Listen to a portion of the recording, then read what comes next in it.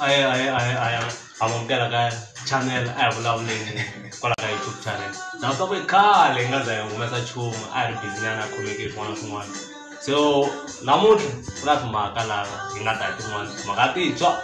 kambe ti lele ngopfu hi decide loko hi tshamile mani hi hleketa ku ku na show yin'wana hi nga tata na yona or hi nga ta introduce kahle show leyi hi lava ku introduce show loyi yi ri Wafa hi mina na or njhani loko Wafa hi mina or njhani hi ringeta ku vula ku a ni ku na leswi swi kuma ku munhu wa crashela un'wana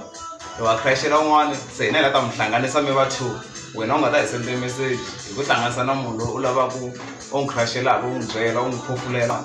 se hi lava ku mi hlanganisa laya wehe nghena ka Facebook ya hina vo senda ku hi mina mani u le kwihi na ta mi ya hlanganisa na mani hina hi ta fika laha u nga kona hi ku yisa ka munhu wa kona loko ti vulavulela hi wexe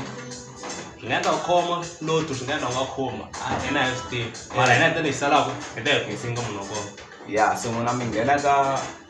Facebook account ya hina a hi vulavuleni ka Facebook account ya hina mi nghena ka inbox mi hi byela ku hi wena mani we le kwihi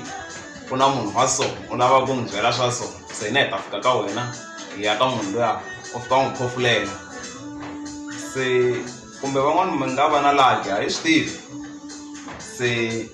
endlani sweswo hi mi byelaka swona mi nga rivali ku subscribe mi tlilika laya